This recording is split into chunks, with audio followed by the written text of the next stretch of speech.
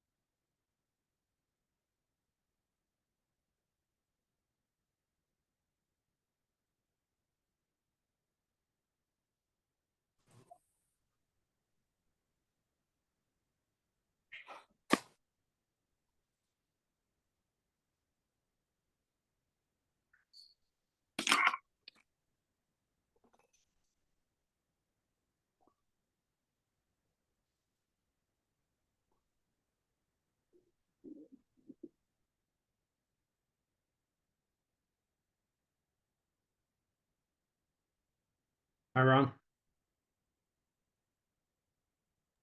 Hey, Stephen.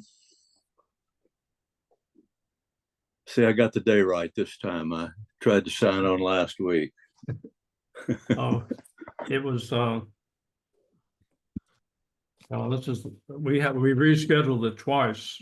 Yeah, I gathered that when I looked back at my history on the thing. So anyway, here we are. Yeah, we finally made it.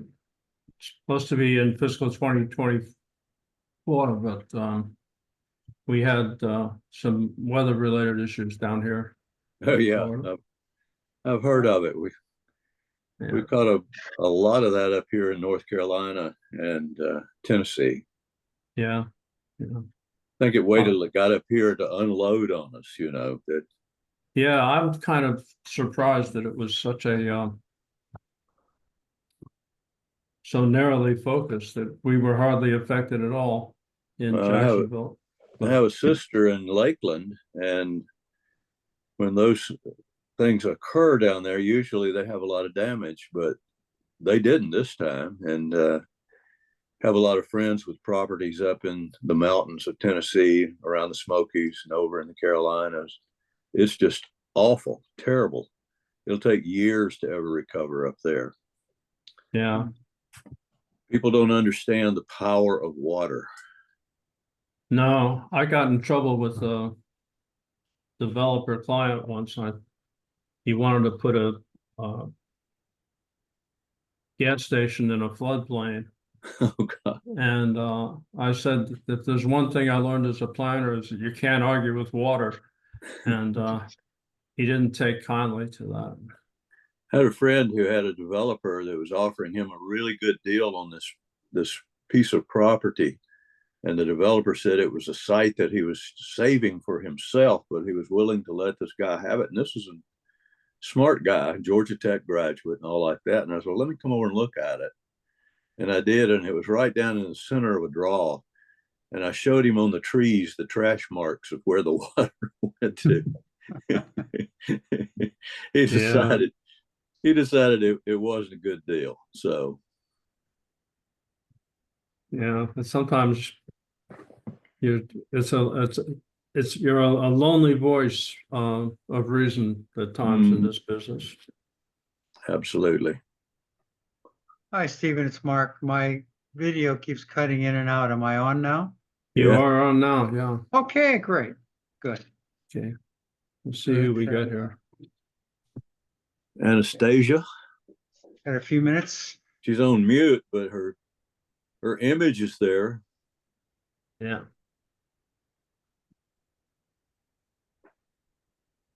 And a few others. There's a just putting the presentation together is 90% of it. Presenting it is just dessert. Yeah.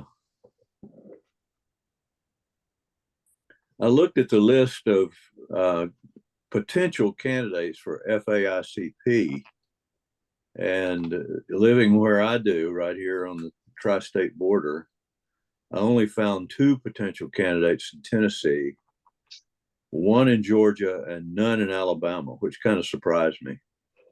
Yeah, me too. No one close to me, so I won't be able to do very much to help them because it's just Well, it may be better if you don't know them. You can just kind of take more of a blank slate approach, right. Yeah. more objective. I don't know. But last year, or the last cycle, we had the FAICP committee all set up and ready to go, but I don't believe there was anyone who wanted to be nominated, who chose to be nominated through the division. Yeah. Well, I think states like Texas make it a priority and they push people and help people and so forth. As I've told you before, Tennessee, they seem to be afraid to help anybody. So Well, I did get contacted by a division member who expressed an interest in being sponsored by the division. Uh-huh. So that's, that's one. I don't know how far it gets. I can't really say. Well, that'd be good. I don't know him, but he is from Florida, and he told me that Florida screens the candidates and only decides who they want to nominate. So it's a similar situation. Well, that's what I Tennessee. ran into with Tennessee. That they only wanted to nominate one person, who somebody that I certainly, but they were under the false impression that if they nominated more than one, then it would detract from all of them. So there's a lot of misunderstanding about how that system works. Yeah, well, I've been to some of the meetings to talk about or to hear from disappointed candidates from time to time, and it helps to know. One of the unsuccessful candidates in Florida was someone that I have a very high regard for. I can't imagine how he was not designated after he was nominated. Yeah. And it just goes, I think they have certain things that they look for. Yeah. KK is on the call. We'll blame KK. Let's do that. She can override me. But Don't blame KK. She does a good job. we have I mean, our division has a very enviable batting average, if you want to call it that. Yeah. And the Florida chapter, for all they invest in the process and the committee and stuff, they did get a lot of candidates nominated, but the FAICP missed this guy is just completely beyond me. I have no idea. Well, anyway, looks like we got a good gathering here today. All right, I'm gonna give it a few more minutes and hope we get a few more people here. Corey, yeah, are you there, Corey? Maybe. Yes, I'm here. Okay. And how much help do you need with running the meeting, or do you need me to run the slides? I got the. Yes, I need you to run the slides. I'm operating from my phone today. Okay. All right, I can do that. I can put one up right now, I think.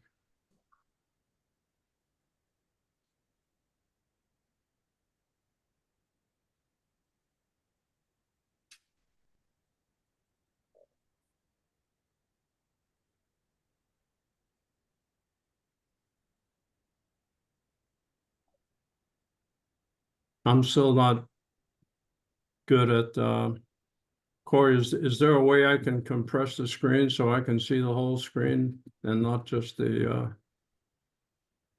part that doesn't have faces on it? I don't understand what you're saying. Well, I mean, the image of the slideshow is being blocked by a column of faces on the right side of the screen, on my screen. Is there a Oh yeah, way you should just be able to move your faces off to the side. Yeah. Okay.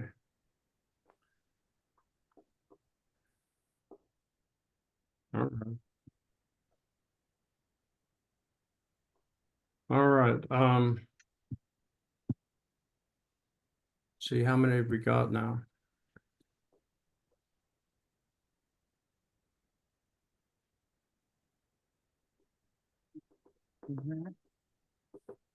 Okay, all I got now is the slideshow. I don't see anybody. Now I see it. Now I see everybody, but I don't see the slides. Is there, when I go to share the slides, can I have someone else sort of read the faces so I don't have to have them both there? Dina, could you monitor questions and comments and so forth? Sure. Okay. So interrupt me if somebody has their hand raised or something. It sounds good. I'll let you know.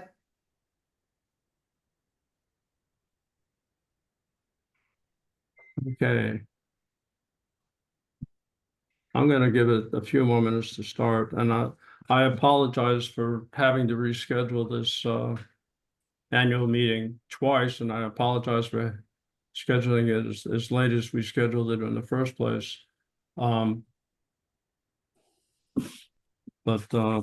next year will be better. I have to take part of the blame. I was the one that asked you to reschedule because of the storm, and look where we are. So Yeah, we've got another storm coming. Our secretary treasurer, Alyssa Torres, sends her regrets. She has been ordered by her employer to fill sandbags this afternoon. Ooh. She's in Orlando, and she was the day before the first scheduled day for the annual meeting. She was also ordered to fill sandbags. So it's a testimony to, I guess, the commitment of her employer to the well-being of their constituents, but it's affected our scheduling to a certain extent. I'm going to be taking Alyssa's part of the presentation when we get back to it. Okay, let's see here. Yeah.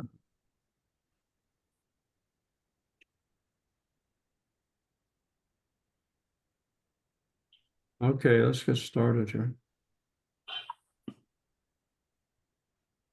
Welcome. This is what we're going to cover, and hopefully we can cover this very quickly and have some time afterwards for discussions.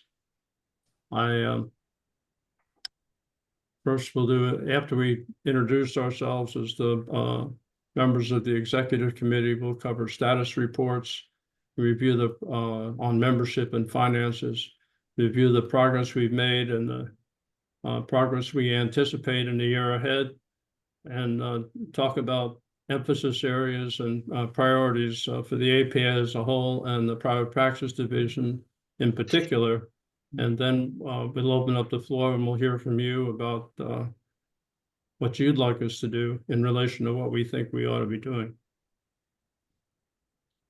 Okay, I'm the chair of the private practice division. This is we're approaching the final year of my final term. So we will be, there'll be another chair in this position next year. Dina is the past chair, and she's on the call. Brad is on the call. He's vice chair and in charge of professional development. Alyssa Barber-Torres is our secretary treasurer, and she is filling sandbags, regrettably. Corey Hill is our communications chair, and he made this presentation look a lot better than the one that I asked him to work on. So credit to Corey, and he's been doing an excellent job of getting the word out to our membership. Jeff is the membership chair, and I expect him on the call, but I don't think he's here yet. Jeff, are you there? No. Owen is appointed board member and taking charge of mentorship as co-chair with Alexis McWilliams, who is also not available for this call. And Mark Lundgren is our member at large. Mm-hmm. Welcome. Okay. This is pictures from our reception at the National Planning Conference in 2024 that we held jointly with the Transportation Planning Division. And here are the financial statements that I will be presenting in place of Alyssa. And see that what we budgeted and through August, what we spent, what we've actually collected and spent is pretty close. So we had budgeted for a slight reduction in our balance, and our balance is slightly reduced. We had 3,200 in membership dues, about 2,000 in other revenues, and we spent a fair amount of money on the conference between the reception that you just saw and my travel to the conference, which is required for all division chairs.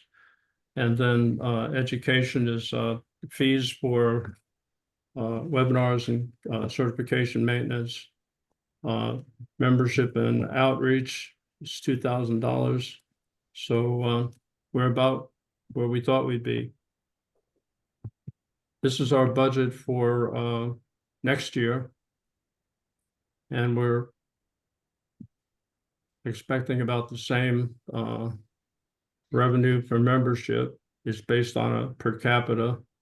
Some of the communication grant revenues are we may be adjusting this budget, so this is more for information or a status report, but we had anticipated receiving a communications grant from the Divisions Council in fiscal 2024, but there were logistical problems that our division and many other divisions experienced with how the grant is set up. So we're going to be bumping that back to next year. And we did receive a product development grant this year, and we used it to finalize the private practice handbook. We'll be looking for another product development grant next year, and hopefully earn some money by recruiting sponsors for our division. And in terms of expenses, product development, which is mainly related to the, well, Corey can talk about that some more, what we're trying to do. We zeroed out the groups IO's subscription, and we'll talk about that too. And then there's we've reduced the funding for the National Planning Conference. Hopefully, we can get a sponsor for that difference. And then travel is about the same. I will be required to attend the fall leadership meeting in person, so we had the budget for that. And then we have fees for certification maintenance, the Ohio webcast, and then we pay for the nomination of 1 or 2 FAICP candidates, and that's what's that was that membership and outreach expense. I think it's $95 each, and then the APA collects $100 from us for I don't know what, but I'm sure they're worth it. Okay, Jeff is going to talk about our membership trends over the past few years, if he was here, but apparently Jeff can't make the call. But I can talk about this. It's not a lot different. For the last 5 or 6 years, the non-student membership has been almost exactly the same. We had a very sharp decline from year to year in student membership, which we were able to reverse this year. And we have, starting with the student representative before Alexis, Armin Aryafar, have done I think, a pretty good job of responding to the interest that students have in the private practice division. And we've been working hard to encourage students to go directly into private practice. The traditional path is for people to transition into private practice after working in public sector jobs for a while.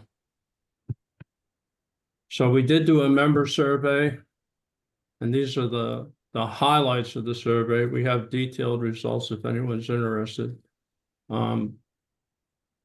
Not surprisingly, most of the members of the private practice division are working in private practice.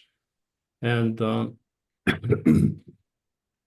most of our members are in small firms with fewer than 10 employees. I think that's where the need for this division is the greatest. At larger firms, I'm sure that some of what we provide to our members is provided through their employers. We had some very focused comments about our membership and what our members expect from the division.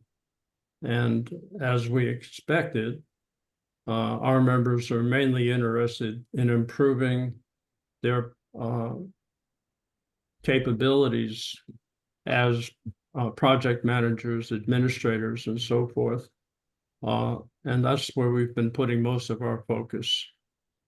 We've also put a question in the survey about professional liability insurance, and based on what we've heard from our members over the past couple of years, and what I've heard through referrals from APA customer service, a lot of planners, not just private sector planners, are struggling to obtain liability insurance at rates that are appropriate for a professional planner and not for an engineer, where the risk is much higher. So I have been talking on behalf of the division to the APA staff, and we can talk about that some more. So we're going to create more in terms of our focus areas.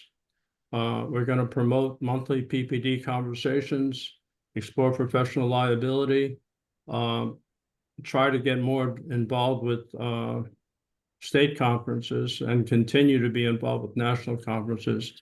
And we want to use the handbook as a recruitment tool, because you have to be a division member to get the handbook. And then Owen will talk about mentoring, and Brad will talk about the training sessions that we're planning for next year.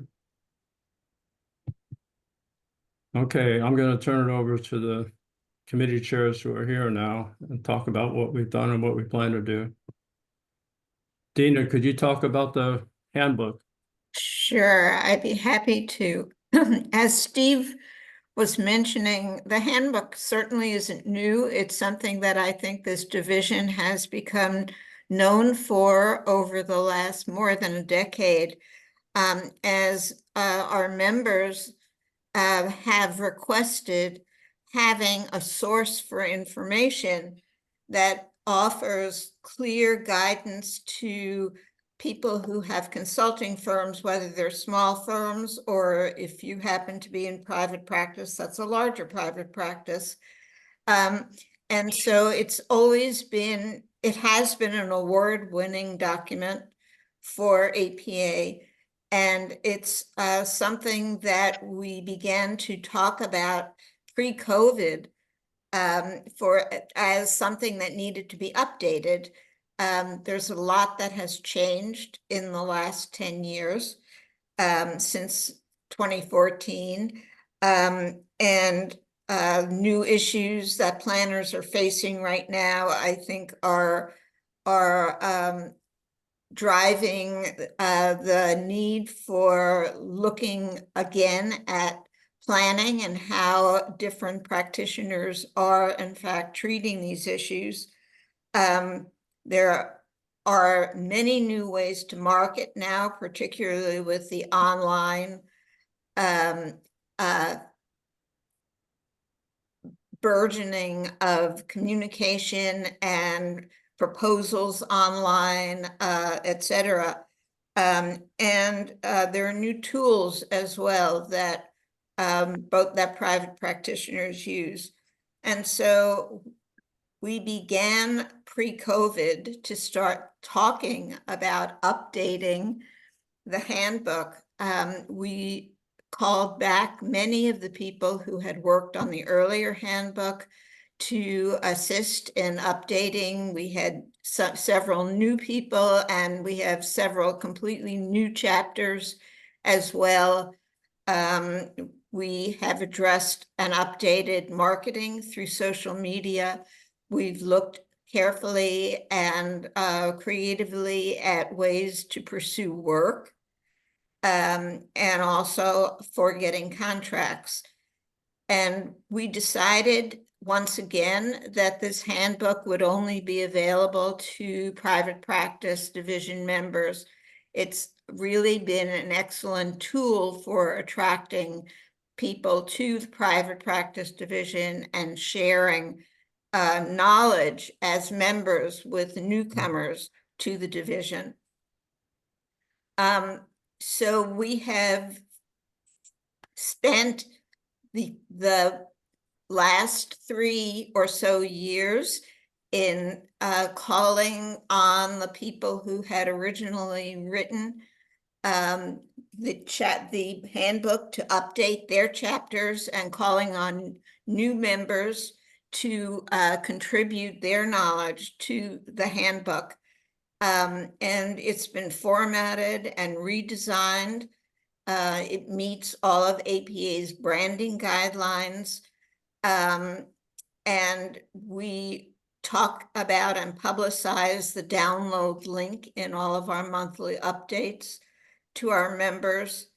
And Steve brought a copy of the document as well to the National Planning Conference this year, to let people know that this document was about to come out, and as an incentive for people to join the private practice division. Steve, do you have anything to add to that? Yes, I would be glad to mention that at the division's booth and at the reception that we had jointly with the Transportation Planning Division, we had a one display copy printed to show around, excuse me.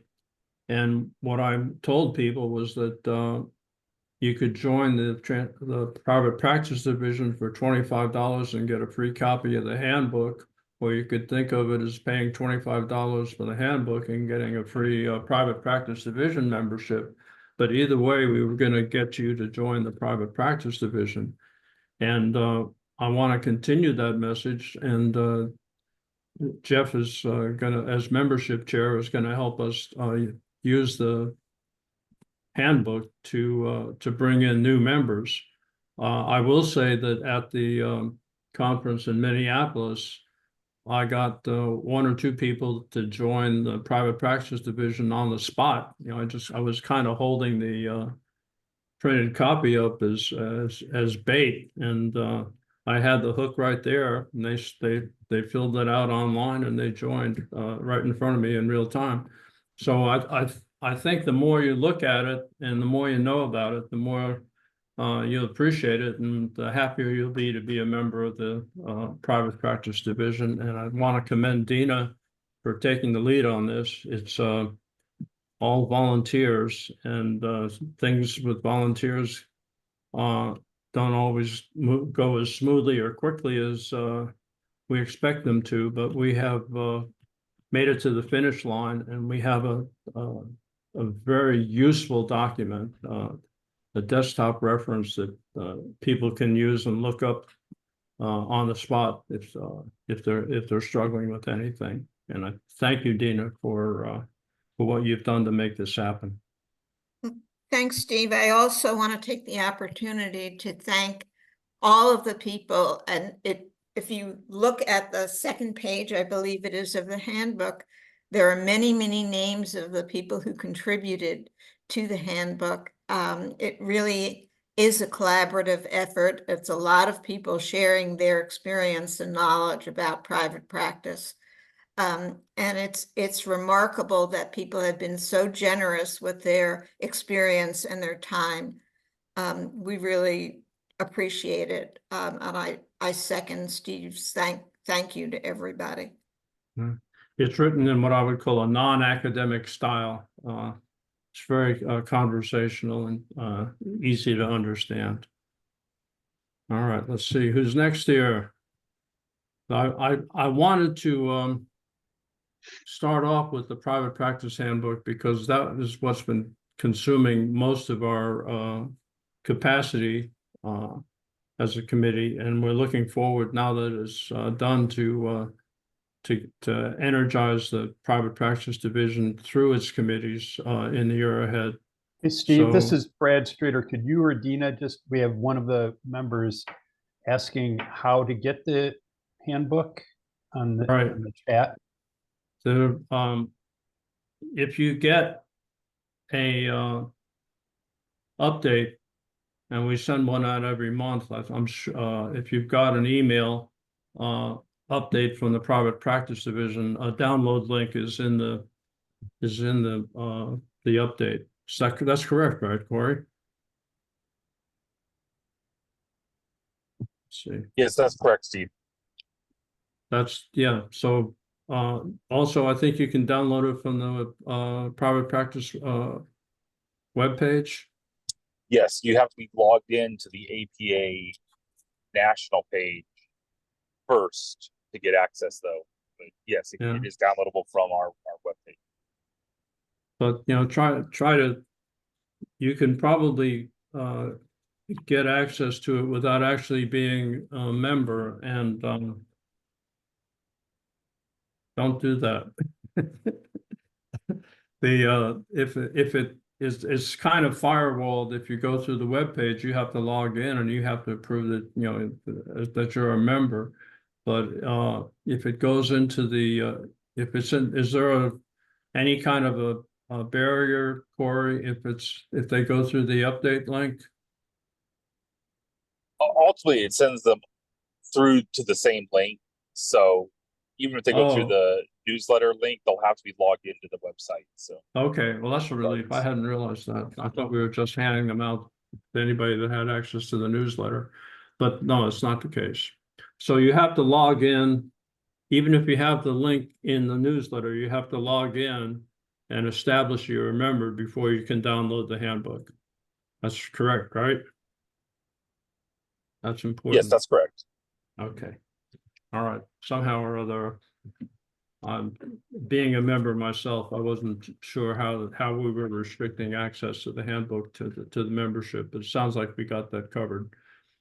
Okay, Corey is the communications chair, so why don't you tell us what we've done and what we're going to be doing in communications? Yes, thank you, Steve. In 2024, we worked to continue regular newsletter updates, regular email updates, keeping members informed.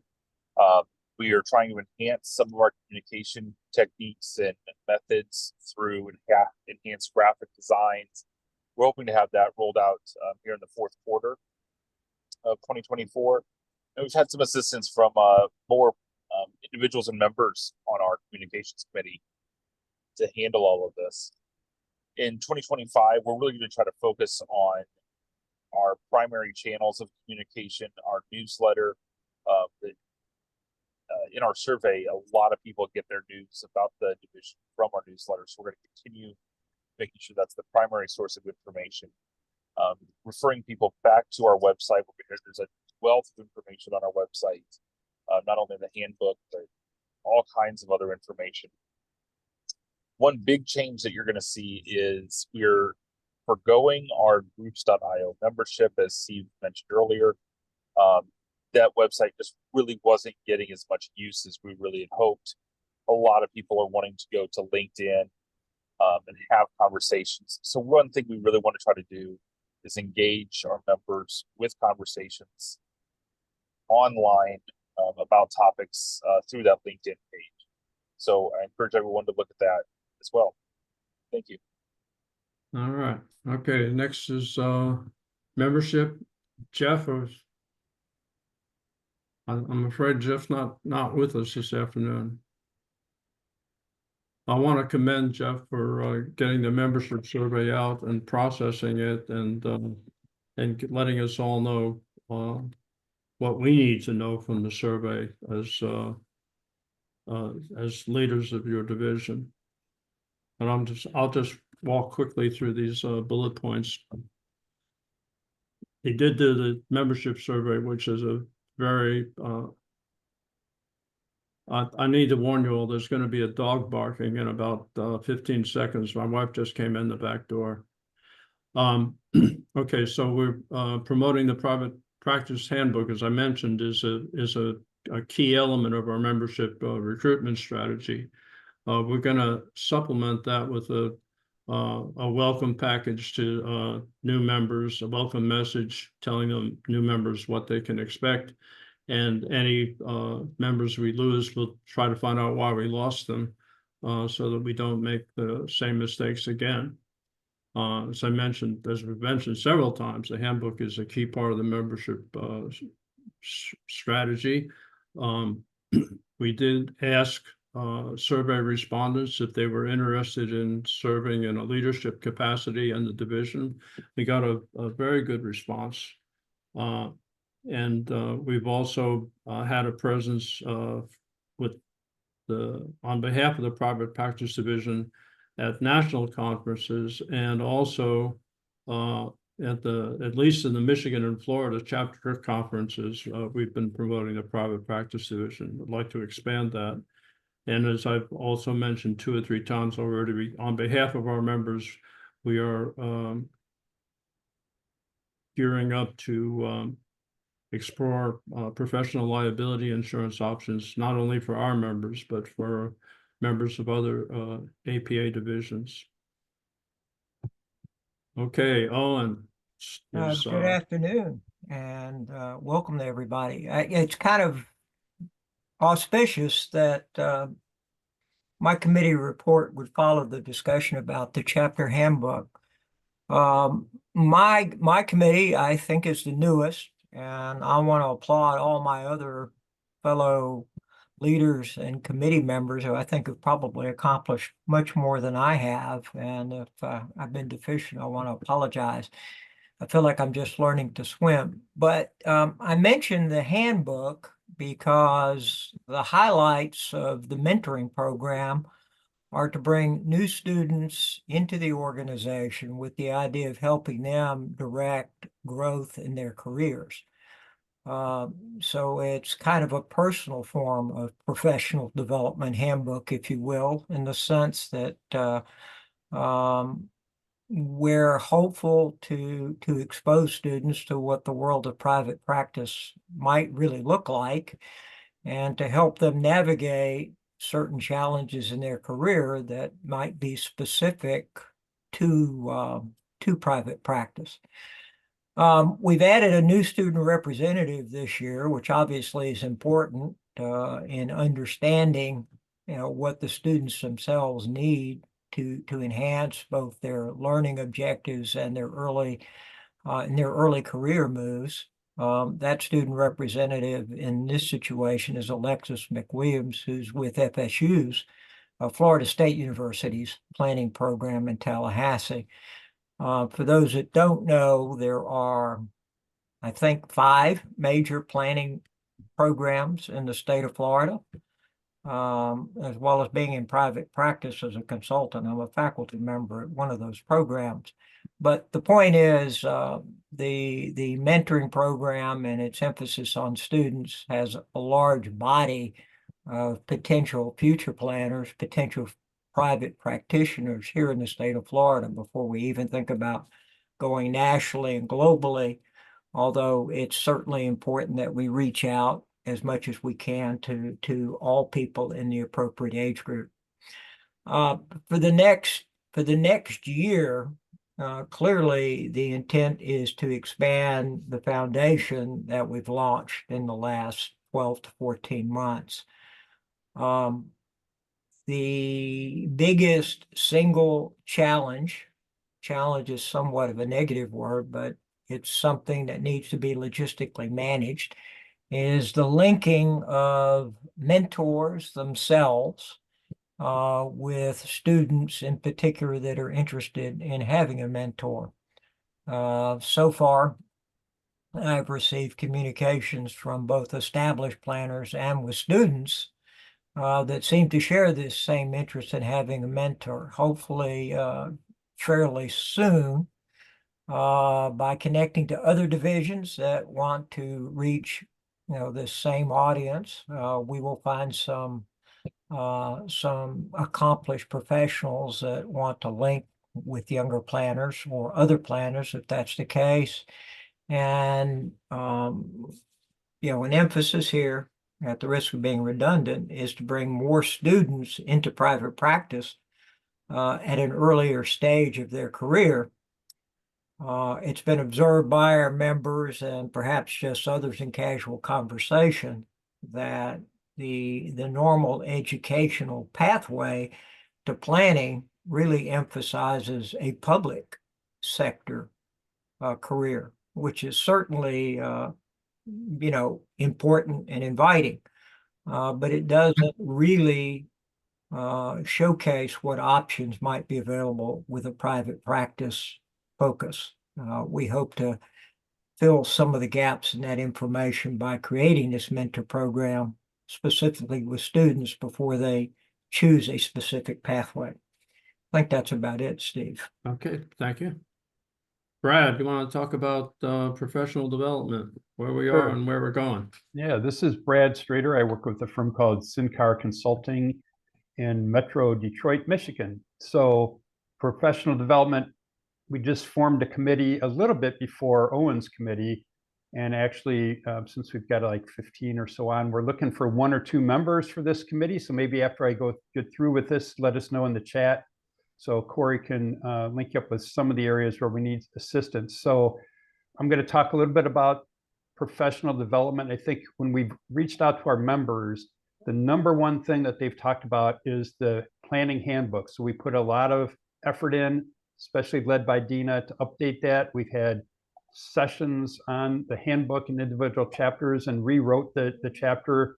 It started out as an editing process and it ended up being more of a total rewrite, I would say. So I think that's very valuable. So when we asked members what else would they like to see or services, the monthly conversations were high on the list, and also the webinars, and then basic troubleshooting. As Steve mentioned, a lot of our members are with a firm of 10 or less, or the number of planners are 10 or less. So a lot of the focus has been on that size firm or that size department. So I'm going to talk a little bit about 2024 and then 2025, the outlook for 2025. We did hear from members that they wanted more information and scheduling. Used to be we'd let you know the next month coming up, what's the next topic going to be, but people wanted to know more advanced, what are the topics going to be? So we've tried to go 6 months out and say, here are the sessions coming up. We need to be a little bit flexible because new topics come up, new ideas come up.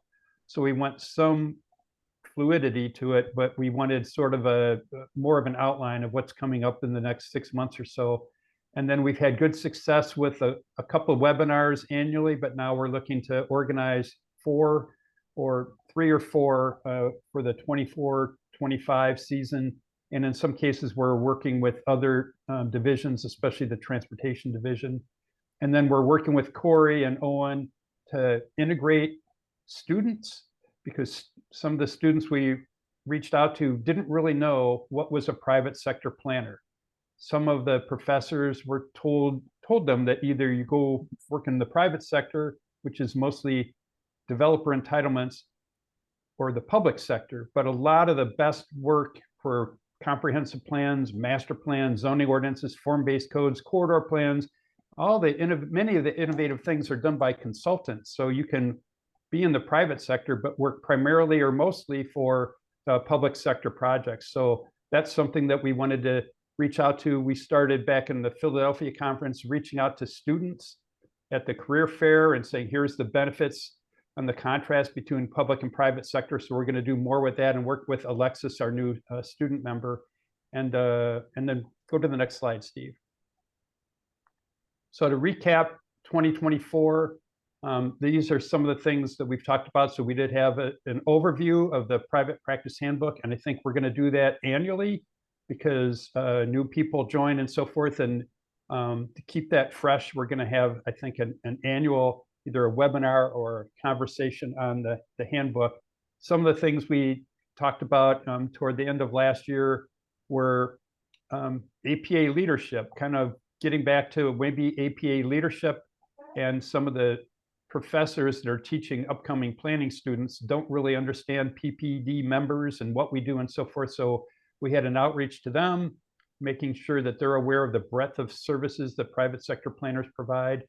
We really wanted to highlight some of the new FAICP members, and Rod Arroyo, who's actually here in Metro Detroit with me, joined us for a session on kind of highlighting his career and the pros and cons and his experience as a private sector planner that he wanted to share and reach out. We should probably reach back out to Rod and have him join one of our committees, because I think he has a lot of knowledge and talent to share, and that's the idea of this group. And then we've had some discussion about planners' role in land development. Our most recent one was private practice ethics, that was well attended. Next slide. So moving forward for 2025, again, this idea of scheduling things in advance, this is sort of at the top is our schedule for the upcoming 6 months or so. I think one I'm particularly excited about is APA has a new housing supply accelerator playbook. And we've got a speaker from APA and another member of the committee to talk about that playbook and how it can benefit private sector planners, but also the work we're doing for the public sector. Alyssa on the committee's been very involved in DEI and so forth with the Florida chapter, and we've had a couple of conversations with them. So in February, we're going to do public outreach and equity issues and how they apply to planners and help keep our planners fresh on that topic. And then in April, we'll do a sort of a recap of hopefully our networking session and presentations and so forth, and looking forward to the next year, which will be in Detroit, my hometown, and we hope to be very involved in that one. And then we're going to have we're kind of looking for topics for the fall. Again, we're trying to be fluid. So May, June, and September are the kind of the months for conversations. And we're thinking we'll pick up maybe a chapter of the handbook, and maybe it'll be on marketing RFP or another chapter based on input from previous conversations. And then a lot of our members have still asked questions about how do you team up with other firms? And we had a discussion on that in 2024, and we're going to kind of continue that or elevate that topic for 2026 or in June. And then I'm not sure what we're going to do like a year from now, but we'll be coming up with a new topic for the fall of next year. And then mentioned 3 to 4 webinars is sort of the goal at the end of 2024 and moving into 2025.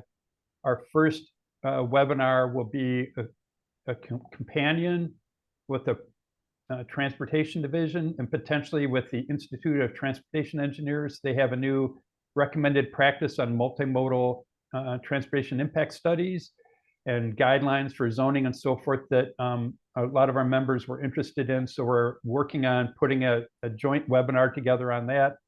And then we did a webinar 2 years ago on RFPs and the selection process, and that was really well received. And I think we had some good ideas from people that attended that to kind of upgrade that. So we're thinking of early next year to do a refresher on that, because that seems to be something every couple of years we should redo.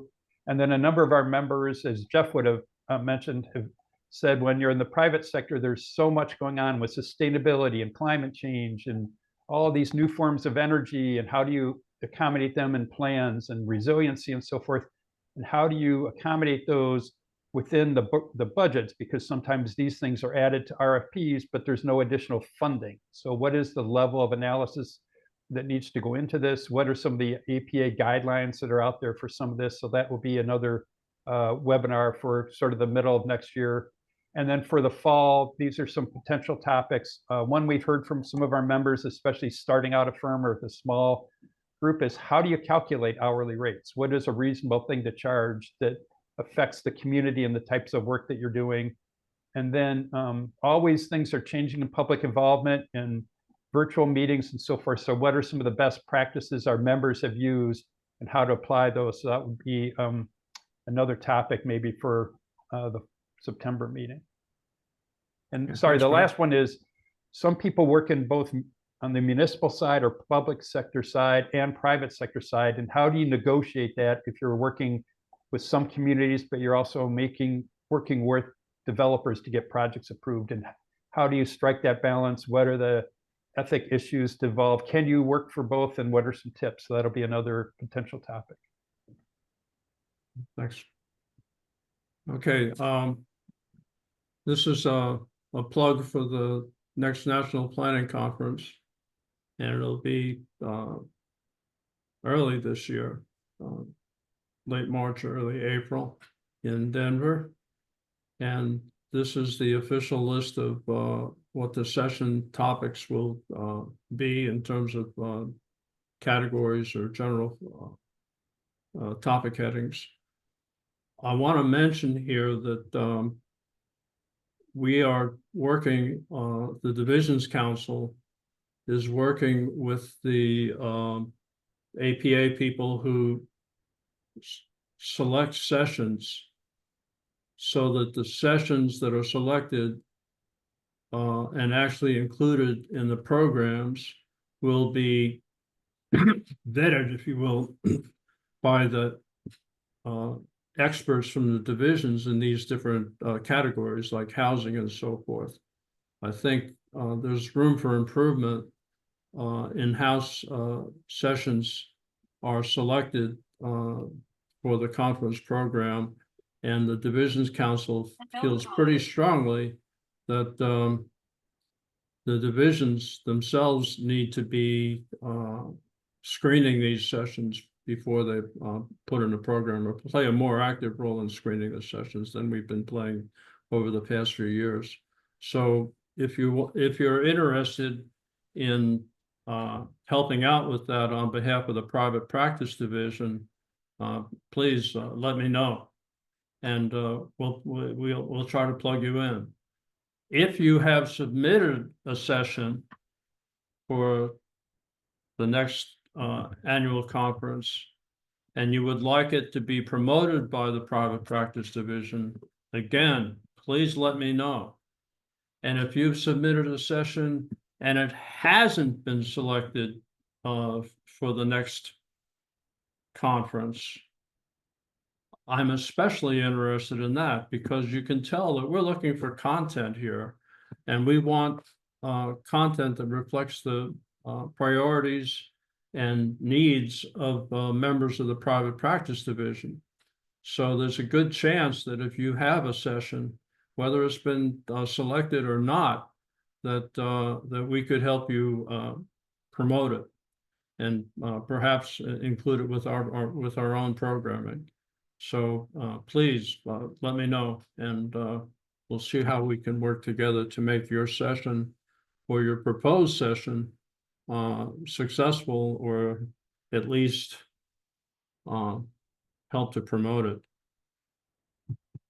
This is what we've been doing in the year behind us, in 2025 and 2026. And as I've just been saying, if you look down on the first bullet point in 2026, we expect to have more input on sessions and mobile workshops. Brad mentioned the Career Center. We didn't get too involved with the Career Center in 2024, but we were in 2023, and we'd like to get involved with that again. It's a way to recruit students and mid-level planners into private sector positions. And the networking reception. We've had the last 2 or 3 have been jointly with the Transportation Planning Division, and there's been a lot of cross connections made, as Brad referred to, and there's a lot of synergy there. And we want to continue to have joint receptions with the Transportation Planning Division. That gives us a lot of people we can network with who are directly interested in the kind of work that we do. So we encourage you to come out, and they're very successful. By the way, the fellow on the left is Mike Anacave, and he's been working with me on a strategic objective to raise the value of professional planners vis-a-vis people from other professions who consider themselves to be planners, and people who are just calling themselves planners, whether they're qualified or not. And we need to stand ourselves apart from those other people and establish unique value of professional planning. And Mike is in a good position to help us with that. He's a retired chair of the real estate department at Johns Hopkins University. And before that, he worked for several years in the Urban Land Institute. And we had him for a conversation in May, and I'd like to get him back to talk more about how we can make planners more valuable to clients and developers in terms of entitlements and also vis-a-vis engineering work. Okay, so that kind of transitions into what our goals and initiatives will be. These are the official strategic goals for the American Planning Association. Voice of Planning is along the lines of what I've been talking about for the last few minutes.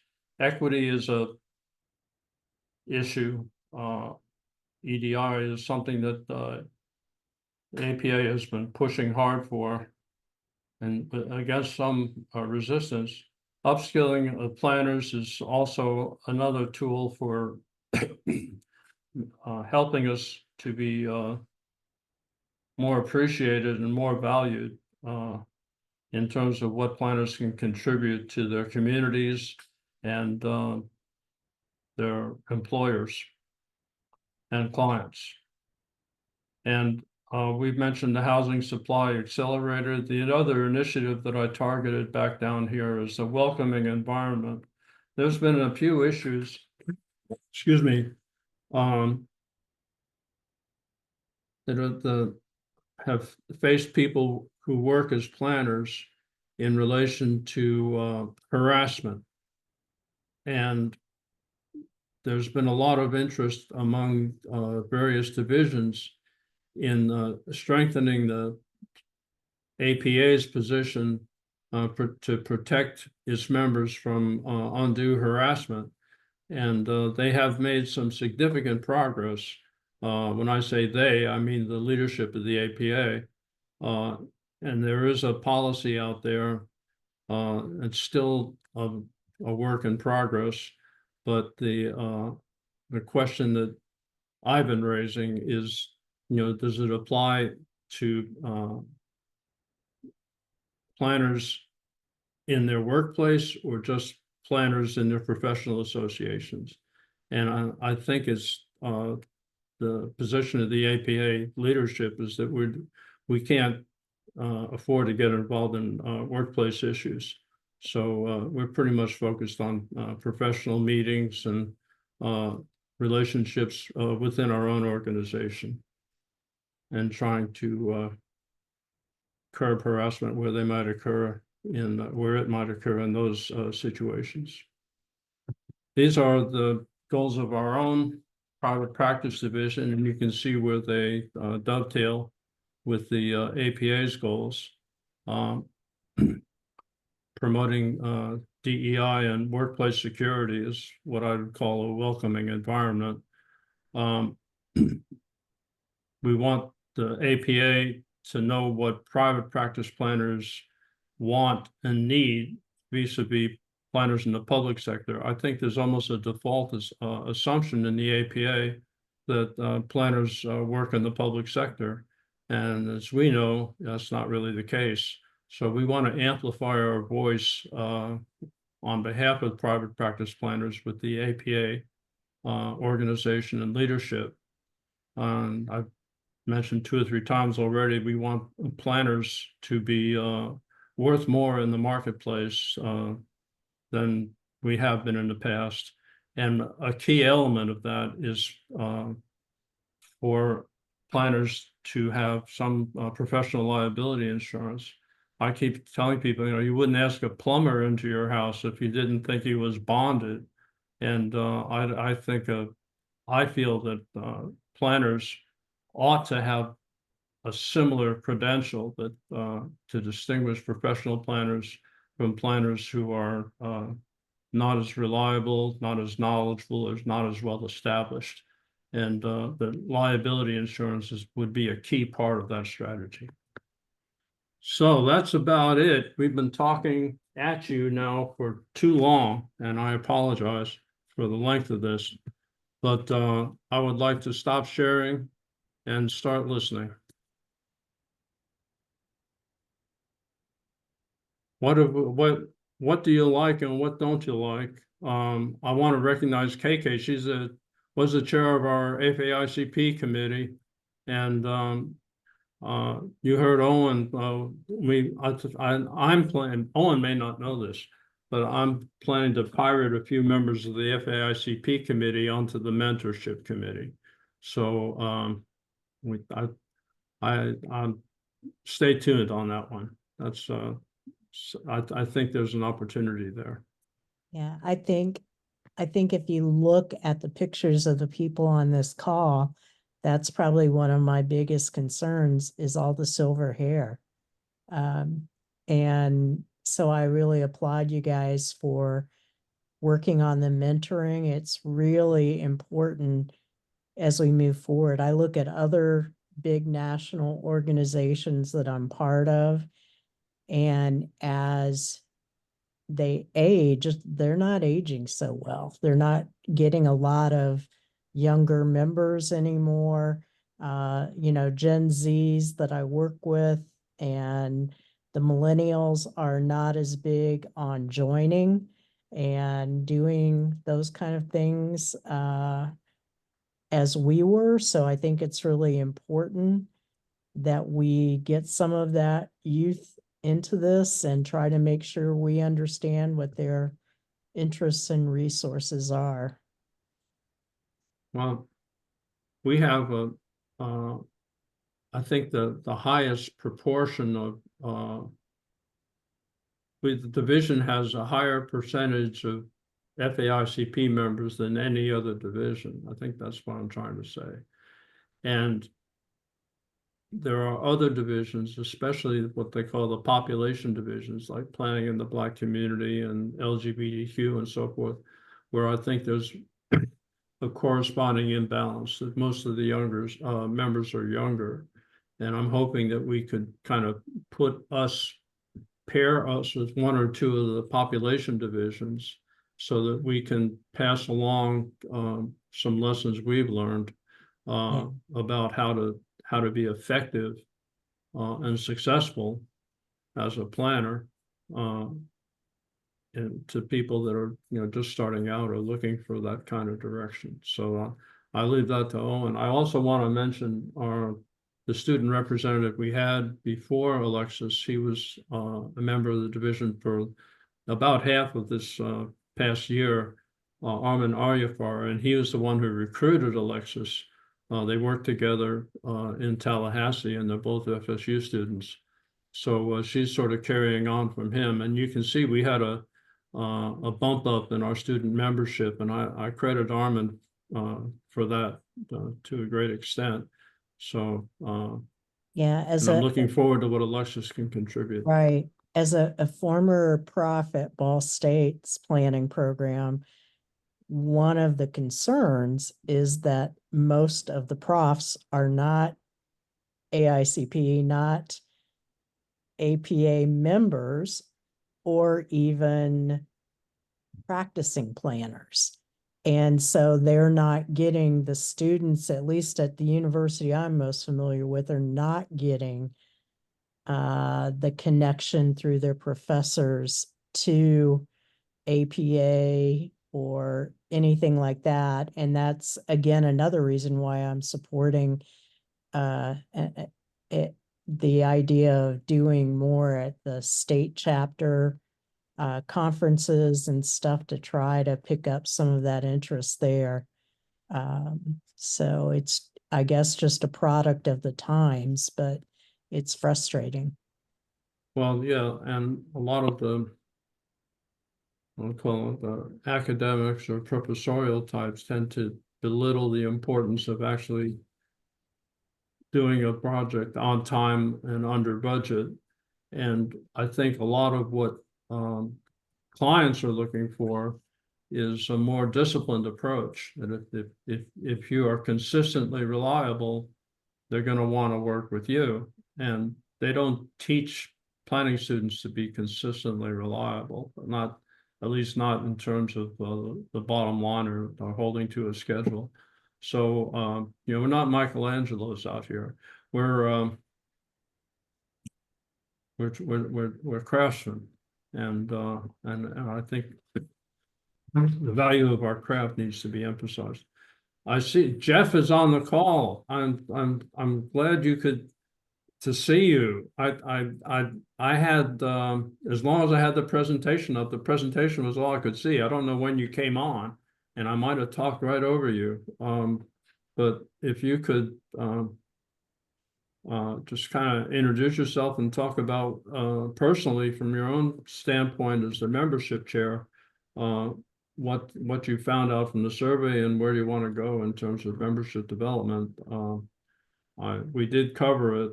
I covered it as well as I could, but I didn't see you on the call at that time.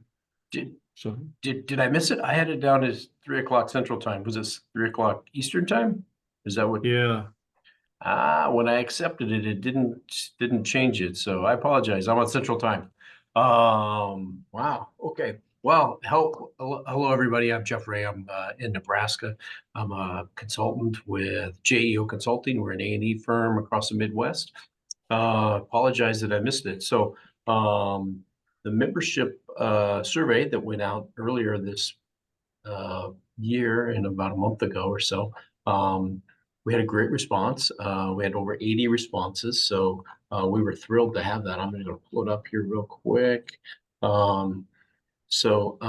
were able to get that conducted like we need to. I think next year we'll probably try to do it a little bit earlier and change the format on some of the questions. We were maybe a little more rushed this year as we tried to get those things out. And next year, really want to focus some on creating some implementation and getting more people involved. And I just heard a brief conversation about getting people involved at the state level, as well as at the national level. And obviously, I think you probably talked a little bit about the mentoring program and how that could dovetail into that, and particularly from the student perspective, and help get that curve continuing to go up with our student membership that obviously took a big dive over the last 4 or 5 years, but I think it's starting to come back. A new student representative, so we're pretty excited about that.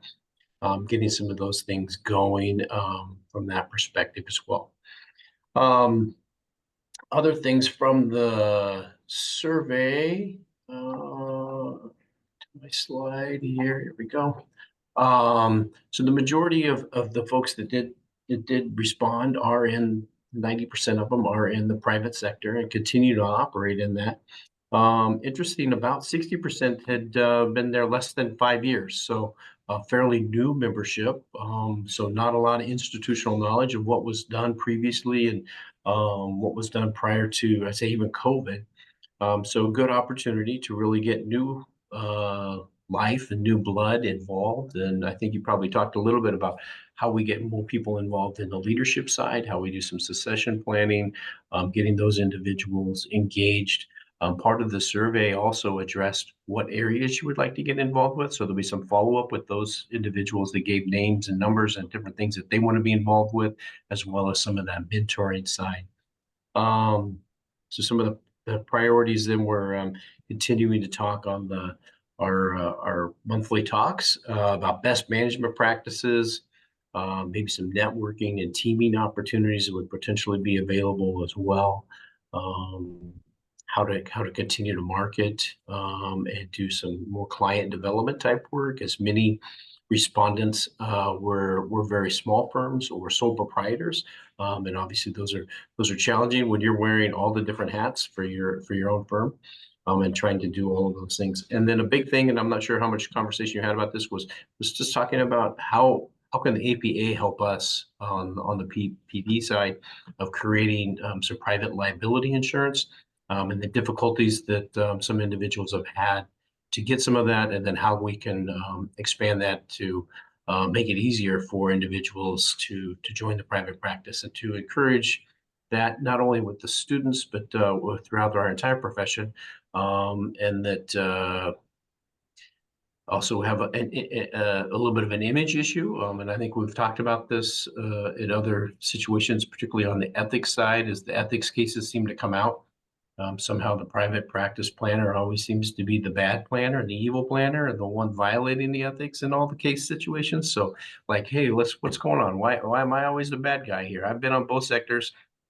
In fact, most of my clients are actually public sector planners. So most of the time I'm an extension of the public sector planner. So how do we do that? How do we change that image and provide a different view into our role on the public sector side? So that's kind of an overview of where we were at on what came out of the membership survey.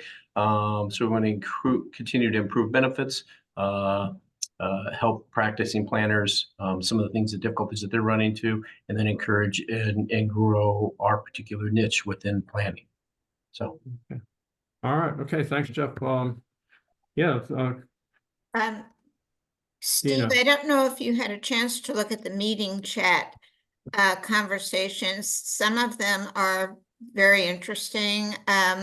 Kristen Knight, for example, is both a member of our division and Sustainable Communities and the incoming chair-elect for Sustainable Communities. Kristen, I don't know if you're still on this meeting, but she wanted to know do you have a speaker or a group set up for the spring sustainability session? And if not, that's something she could assist with. And Michael Klein has also said he'd be interested in helping to vet proposed sessions.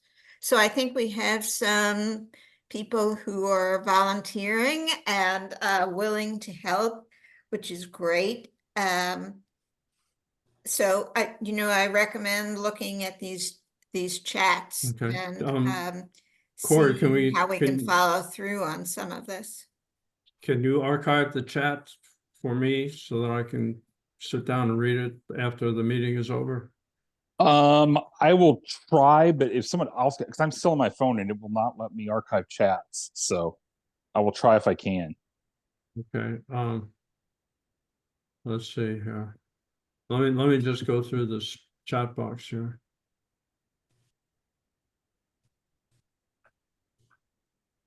Yeah, we talked about There's a lot about the handbook and yeah. how to get it, etc. And the playbook. Yeah, well, what is it? December 13th, we'll be talking about the Housing Accelerator playbook. So stay tuned for that. Also, I want to promote Ron Littlefield will lead the next conversation at the end of this month. I think it's the 25th on planners and politics. And the session on ethics ended with the ethics officer for the APA saying that he gets inquiries on a regular basis from public sector planners who feel threatened by their public sector employers to take positions that are not consistent with the AICP Code of Ethics, which is a great opening for Ron. He can march right into that. Ron is not only a fellow, AICP fellow, and a well-experienced planner. Ron and I don't know which one of us is older, but we were both working in Tennessee about the same time that Owen was, I think, in planner. And then Ron went on and wound up as the mayor of Chattanooga, Tennessee for a while. So he can cover that question from both sides. And I look forward to that on the 25th, just a few weeks from now. So yeah, thank you for giving them a heads up on that. We look forward to a good gathering and a good discussion. I was glad to see in the list of potential subjects for the upcoming Denver National Conference that they have one on navigating politics to advance planning. If you have any influence on whoever is putting that program together, tell them I did the review of sessions on that one, and they were terrible. They were submitted incomplete. They skipped most of the topic. They They tried to shoehorn something else into it and didn't address. Right. That's why I said I'd be happy to work with, I've been doing this for a long time, and this was the worst group of proposals I've seen in a long time, was the local political one. It was terrible. Well, Salt Lake City used to have a mayor, Ralph Becker, who's probably still around. He was also an AICP planner. And he and I, at the invitation of the leadership of APA, sort of had a little road show that we went on several years ago, talking about being a planner and a politician at the same time. It's an interesting subject, one that's close to my heart. So look forward to talking about it. Yeah, and KK put it a little more bluntly than I did, but there is a concern among division leaders that the sessions don't necessarily reflect the state of the art in their respective fields. Transportation is a glaring example. So you can't, turn a battleship around in a day, but we're looking for the 26th conference to reflect a little more of the expertise that's available through division leadership. And hopefully that will improve the quality of the technical sessions over what they've been for the last 2 or 3 years. So, and liability insurance, I'd like to, while we're here, I'd like to get some feedback beyond the committee about whether you feel it would be important or desirable for the APA to offer professional liability insurance. I think they've offered it in the past. James might know. And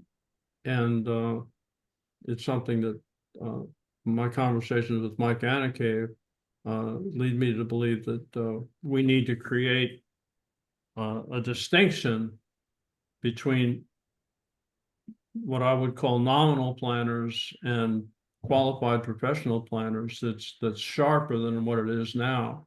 And we have to, anything that distinguishes us from the herd is helpful. We're ethical, we're educated, and I think the third leg of the stool is we're insured, put it that way.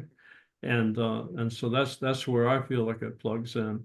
And Wendy Moeller commented to me when she got the survey. She said, "Well, they're never going to do this, and besides, the need extends beyond the private practice planners." She said that in Ohio, I think they're all required to have some kind of professional liability insurance. So I said, "Well, that's fine. That's I don't want to hog the opportunity. I feel like that this is something that should be offered to all APA members, and it has been, and it could be. It's just one more thing that the APA staff would have to take on. So, they may be reluctant to do that, but I think a little friendly persuasion might help. So that's why we put it in the survey. We have responses in favor of asking the APA to offer professional liability insurance, and Jeff can comment that there was a very strong positive response in the member survey. So we're going to use that. Steve, if I might, this is Owen. If I might comment on the insurance, I haven't shared this. We talked about it, but I haven't shared this particular comment. Both Brad and I work for large firms at the moment. And I think we have both indicated that for us, we don't even think twice now about professional liability. Our employers, being large, both being engineering firms as well as planning firms, they're probably overinsured for the work we would be doing as planners. That's important.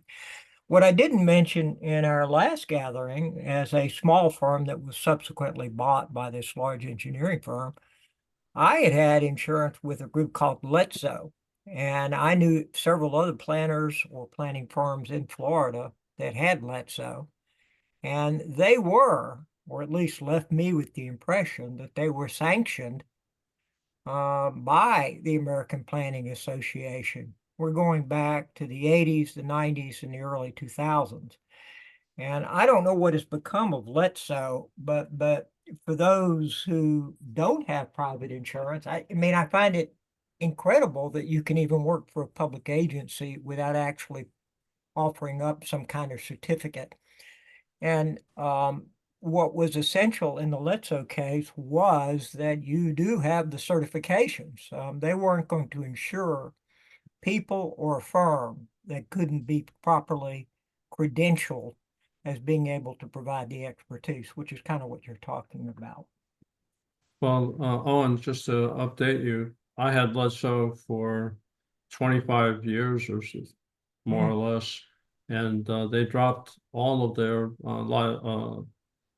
planning policies about 2 or 3 years ago. And the last 2 years I've been with Hiscox because Letso doesn't offer it anymore. So that's sort of the precipitating event, I guess, behind this initiative is if Letso was still offering insurance, I don't know if I, at least as the PPD chair, would be pushing as hard for the APA. Well, I think to it's offer it. important. I was curious as to why they withdrew from the market. You know, it's like living in Florida with a storm, right? Yeah, well, I've heard things about Hiscox, that I didn't have a problem getting signed up with Hiscox, but I've heard from other people who have. And, as far as employers, I did work for a large engineering firm for about 5 years, first 5 years that when I came back to Florida. And yeah, we were overinsured, but you still have these agreements that where if anything happens to me and it's my fault, you're going to agree that it's your fault. I mean, there's more than just insurance here. I mean, I would call it more like risk management, and that's all. We've had 2 or 3 conversations on this topic, and we could probably have 2 or 3 more PPD conversations. But if we can, I think professional liability insurance is something that a lot of our members, especially sole proprietors and people who work in smaller firms, would benefit from. So we'll just see how it goes. The CFO, Alex, was the two when I talked to him at the conferences, he seems to be receptive, but about halfway between the conferences, not so much. So we'll sort of have to raise the pressure gradually to it's kind of like boiling a frog. I think we might get him to do it if we just raise the pressure in small increments. So anyway, well, this is it's about 4:15, and we typically don't meet longer than an hour. So I appreciate this. Anybody, I think Owen saved me a file of the chat, so that's taken care of, and I'll follow up on that. But any of you, please follow up with us. Every time we send a newsletter out, all of our email contact information is at the bottom. And Corey makes sure that we get one out almost every month. I think we missed May this year, but that's better than we've been doing. So thank you. And there'll be one coming out in a week or so. So, stay tuned, and hope to see as many of you back on the 25th for the PPD conversation with Ron Littlefield as we can fit in. Okay, well, if there's nothing else, I'm going to declare our annual meeting to be adjourned. And see you at the next annual meeting, which will hopefully be less than a year from now. Take care. Thanks, David. Thank Thank you. Bye, everyone.